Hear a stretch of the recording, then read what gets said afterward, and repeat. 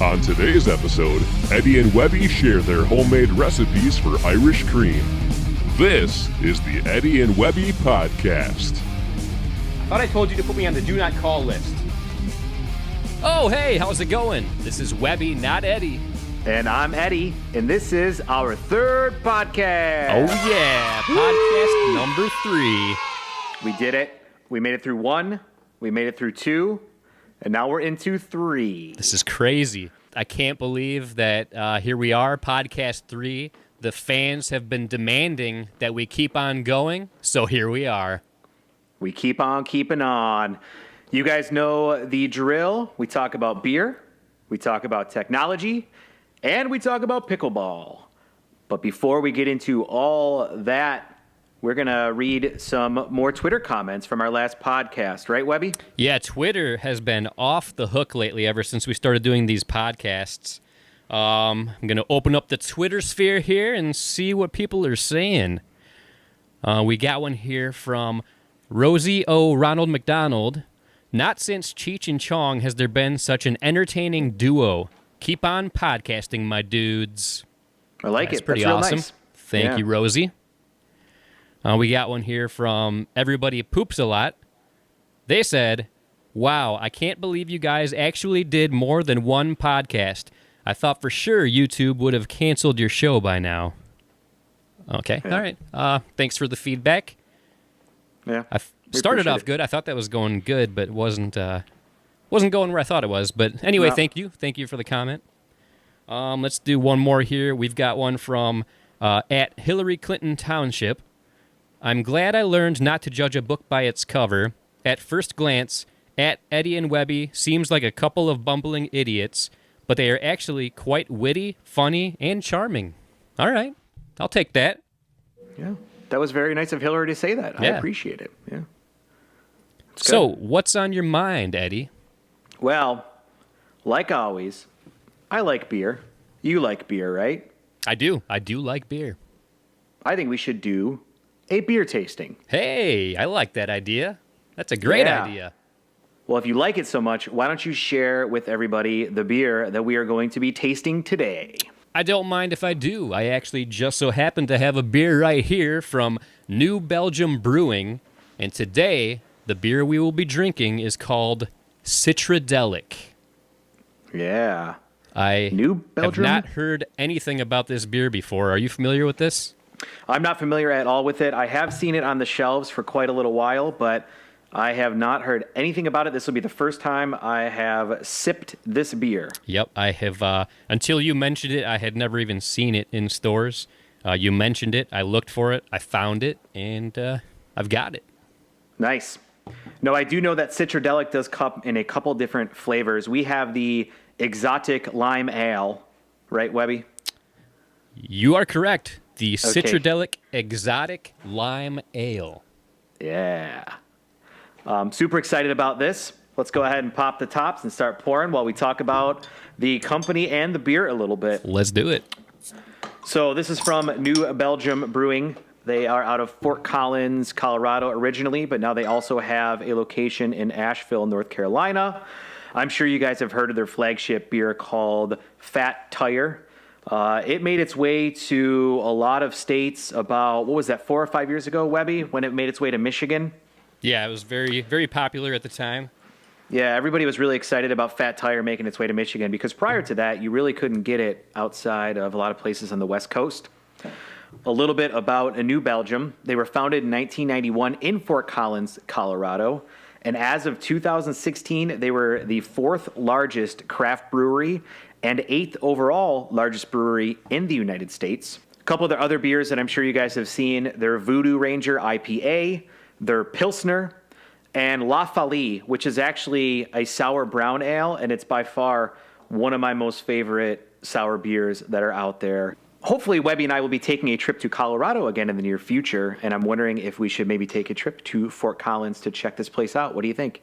I would definitely be down with that. That sounds like a very nice idea. Awesome.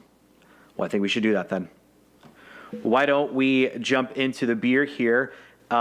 This is described as a crisp, refreshing golden ale bursting with juicy Persian lime, freshly ground coriander, and a hint of cracked black pepper.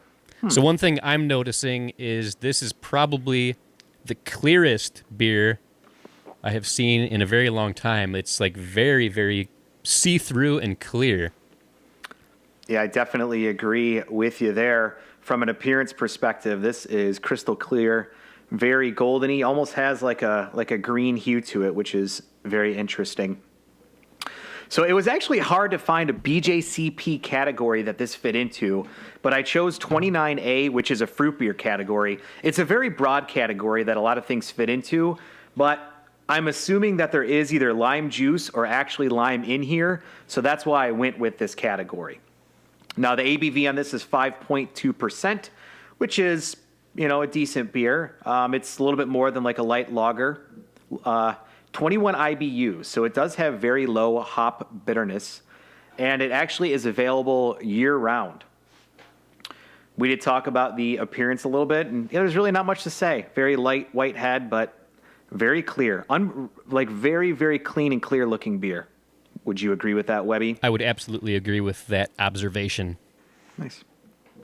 Jumping into the aroma, let's get our sniffy sniffers in there and see what we can smell. Speaking of aroma, I don't know about you, but like as I was pouring it, I could smell instantly, almost like it. To me, it almost had like a skunky type smell. I don't know if I have a weird one, or did you experience that as well? Or I didn't get much skunk from it, but skunk is a typical smell that you'll get from a lager, where in the fermentation process it kind of gives a sulfury, skunky smell to it. And then sometimes also with beers, if they are exposed to sunlight, then they can actually get a little skunky as well. But skunk smell is not something you want in a beer, but it is something that does happen in beer. Now, I feel like I don't smell it nearly as much now that it's poured, but when I first cracked it open, I do feel like I got hit with a bit of skunkiness. Yeah, very well could be. And again, you're getting it in Michigan. I'm getting it in Florida. Who knows what the conditions of the beer were as it was being transported to our different states. But I did not get any skunk at all. But okay. I'm not surprised that we're getting different things in the aroma. I'm definitely getting a lot of lime in mine. It's kind of overwhelmingly lime, almost unpleasantly lime. It doesn't seem like it's very well balanced in the aroma. It's basically just like lime. It's like a Bud Light lime almost. Yeah, and right now I do feel like I'm smelling a lot of lime. I mean, that's all I really get is lime. It has a little bit of a beer smell to it, but it's mostly just lime to me. I can't really get past all the lime, to be honest with you. All right, now on to the flavor. You remember how to do little sippy sips here? And I forget, do I gargle or no gargle? The pros gargle? Depends. Yeah, with this one, you definitely need to get a good gargle in there.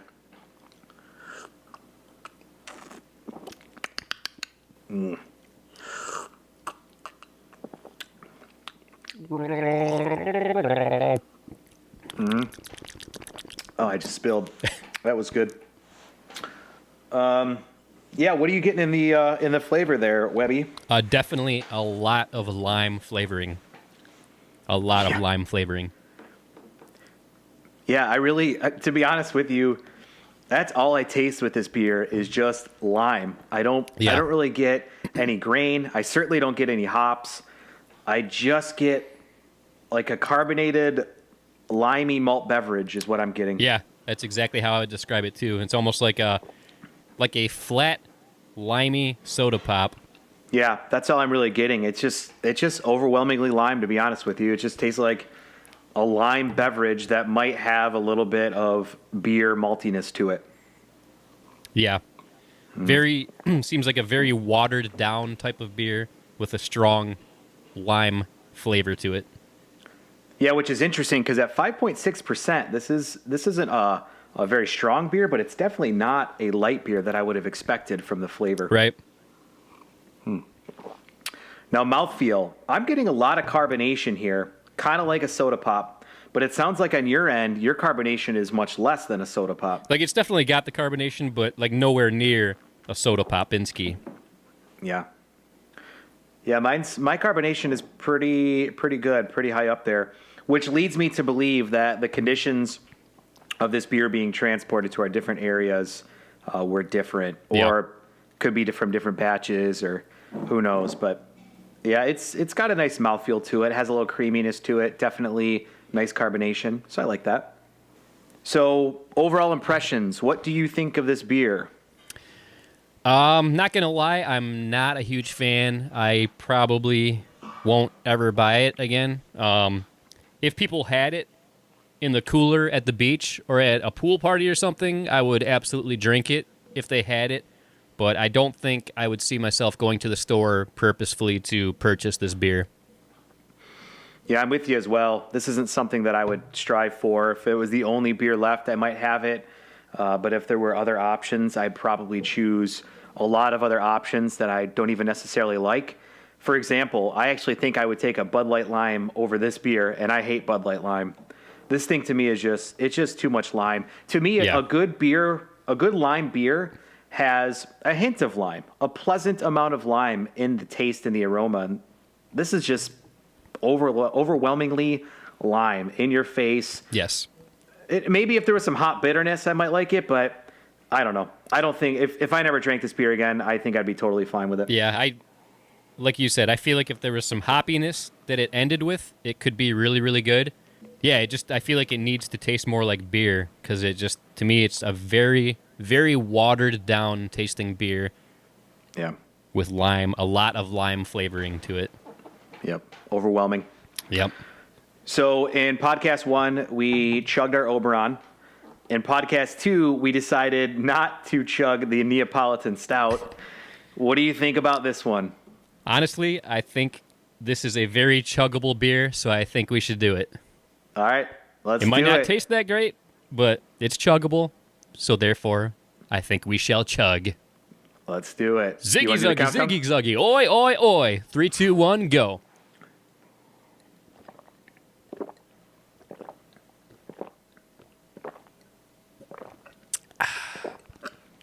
Oh, God. It's just pure lime. It's like I chugged lime juice. Ugh. Yeah, I almost feel like I had a glass of water with a lot of limes squeezed in it. Not even limes, like lime juice, like you said, like the plastic lime container that you get at the grocery store. Somebody took some water, squeezed it in there. It was like flat carbonated water with a bunch of lime juice in it. Yeah, I think it's an insult to water to say that. But what's crazy to me is that this beer sells enough to where they have it available year round. I don't understand that. Yeah, that's very surprising. But actually, I would say the younger me, the me pre-craft beer, probably would have actually liked this a lot because it's so watery. Before I actually liked the taste of beer, I could see myself going for this. This day and age, I would not recommend this beer, but people that aren't really beer drinkers might go for this. So when you say a younger version of you, do you mean like the 40 of Ice House young or like the Bud Light Platinum in the bottle young? I'd say like maybe in between the Ice House version of me up until Bud Light Platinum. Nice. Would have gone for this beer.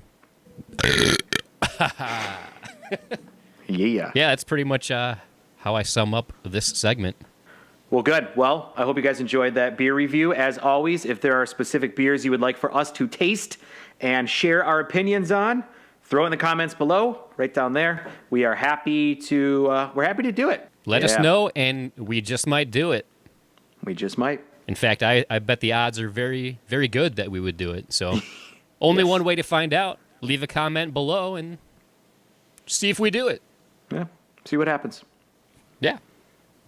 All right, what's next? What are we talking about next? So, do you have any technology-related things to discuss today? I do. As I mentioned in podcast numero uno, I had just gotten the Sony a7 III camera. I'm actually recording on it from that angle over there right now. I'm pointing to it. And I love the camera. It's awesome. So I want to talk today about the Sigma MC11 mount converter for Canon EOS and Sigma lenses for a Sony E-mount camera. So I purchased this so that way I could use my Sigma 18-35 lens along with my Canon EOS lenses on my new Sony camera. Now I've been able to use it a little bit for both photography and for video. And I have to say, I'm super impressed with how it works. A lot of people say that when you buy a new camera, you always want to have native lenses for that particular camera because they work the best when it comes to autofocus, image stabilization, things like that. So I was a little worried about it at first, but I can tell you that it absolutely works great. For photos, I've been using autofocus and zooming into my photos after I take them just to make sure that I catch the focus properly. And I got to tell you, it has caught it every single time. So the autofocus features on both the Sigma and Canon lenses that I've used with it work perfectly. Very nice. I love cameras that have a good autofocus mode because sometimes, like, there's nothing worse than having it in manual focus mode. You think you have it just right, and then you record it, and it's just off by a little bit to where, like, the subject isn't in focus, and then you're kind of screwed. Yeah, definitely. I mean, I think manual focus is good at certain times, but with the way the cameras are going with autofocus, it's good. The one thing I will tell you is that the lens hunts a little bit more than the Sony lens that I have for the camera. And by hunting, I just mean using the stepper motor that goes to put the object in focus. It seems to take just slightly longer and hunts a little bit more to be able to nail that autofocus. But it gets there pretty quickly. Nice. Yep. Most current Canon or Nikon users are hesitant to move to Sony right now, and I understand that. You probably have a lot of money invested into lenses and glass, things like that for your Nikon or Canon cameras. But what I'm telling you is with this adapter, I think that you're going to find that making the switch to Sony, which in my opinion is kind of leading the way now in features with cameras, you're not going to feel like it's a total waste of investment with all the current glass you have out there. You could definitely use it. So I would highly recommend this. It's definitely a great product to get. And if you want to make the switch to Sony, I'm telling you, give it a try, use this, and you can use all your lenses. It's pretty awesome. Well, very nice. Thank you for the information. And speaking of products to get, I noticed you're wearing a fancy Eddie and Webby hoodie there. I am. Yep. Do you like the hoodie that I'm wearing? I do. I like it a lot. Nice. In fact, I like it so much I wore it in podcast number 2. Not sure if anybody remembers that, but that happened. Yep. I'm pretty sure everybody that's watched this podcast has already watched podcast 2 and therefore absolutely remembers it. So I think we're good. Oh, and speaking of Eddie and Webby products, I just realized I'm wearing an Eddie and Webby T-shirt. What? It's almost like we planned it. But we didn't. We didn't at all. No. But yeah, Nice. I mean, if there's anybody out there that is interested in Eddie and Webby products like T-shirts and hoodies, let us know. If we get enough comments and feedback from people that want them, we just might mass produce them. All right, Webby, are we going to talk about some pickleball stuff? Oh, for sure. Can't do a What do we- podcast without talking about pickleball. You kidding me? So what should we talk about when it comes to pickleball today? So I think what we should talk about today are the different types of people that we encounter while playing pickleball. There's like a few different types of people, not necessarily people that we like to encounter, but I feel like everybody that plays pickleball somewhat regularly does encounter these people, and I feel like we should talk about them here today. So the first type of person I want to talk about is the take it way too seriously person. So Yep. You've got the people that just, they kind of suck the fun out of the game. They go by every rule. They'll complain about everything. Have you ever encountered somebody like this? Yeah, so I play with a couple people that take it so seriously, and they really more take it seriously where anytime they screw up, it's like the end of the world. They throw their paddle, they get super angry, they get mad, and it's just not fun to play with them. Yeah, I agree. I've definitely played with people like that, and if I'm on their team, it makes me play worse, I feel like, because I feel like if I mess up, are they going to blow up at me? And then if they mess up, I don't like seeing them get down on themselves. It's just, it's not a fun time. No fun. No fun. No fun. All right, what next? Who's the next player that is kind of annoying? Kind of related to the first one a little bit. So another type of person that I encounter quite a bit is it's always out of bounds guy. Like, I feel like no matter what, if it's anywhere close to the back line, they're calling it out of bounds, whether it is or not. Yeah, those people drive me crazy, man. There's definitely somebody I play with like that where I mean, it is obviously inbounds, and we'll even have people that are sitting out a game and they call it inbounds, and he will argue to the death that it was out of bounds, and it was so obviously inbounds. Drives me nuts. Yeah, it's very, very frustrating. And like usually the people that I've encountered, they'll take it to the extreme to where like the other team will either give in, or you can tell the times where he knows it really wasn't out of bounds, and then he'll push for, all right, well, if you really think it was not out of bounds, just let's go ahead and redo it then. It's like, like he's doing you a favor by redoing it when he knows for darn sure it was not out of bounds. Yeah, I hate those people. Drive me nuts. Another type of person that I see pretty regularly are the don't give me any advice people. Yeah. So people, I'm sure everybody that plays pickleball knows that people are always down to give suggestions or point out things that you did wrong, trying to give you some pointers on how to get better. But there's some people that just they take offense to it. They don't like any criticism whatsoever. And do you ever see that when you play in Florida? Yeah, definitely. I mean, there's certain people that it's like sometimes you just want to share with them, be like, hey, good shot, or hey, you know what, maybe come up to the line a little faster with me next time and stuff like that. They don't want to hear it. They don't care about what you have to say. They're so insecure that they're just going to play their way and they don't want to listen to it. And it's frustrating. To me, if you want to grow in pickleball, you have to be willing to take the feedback from other people that you're playing with. Oh, for and it sure. doesn't mean you have to act on it. It Right. just means that it's good to learn. You can get nuggets of knowledge in anything anybody shares with you. Oh, for sure. And I appreciate it. Like, I love the fact that people will point out on the things that I'm doing wrong and how to do better. And sometimes, like, if I try to implement it right away, I feel like it kind of gets in my head and I do a little worse. But once I understand what they're saying and I can implement it properly, I definitely see improvement in my gameplay. Yeah, definitely. I think it's a sign of a confident, secure player to be able to take advice and act on it. And let's go over one more type of person. And I feel like everybody that plays pickleball has encountered this type of person. And I feel like if you don't dislike this type of person, you probably are this type of person. And that is the bangers. The people that just bang the hell out of the ball no matter what. They could be playing against an 85-year-old, somebody that maybe is just recovering from an injury, so they're trying to take it easy, but they don't care. They're going to slam that ball right at you, and you better have some protective eyewear on or just have great reflexes because that ball is coming right at you super hard. I don't think they know what the word dink means. Yeah, I definitely play with a couple people like that, and it's a little frustrating. Don't get me wrong. I think there's a time and a place in every match to be able to hit a couple of those bang shots.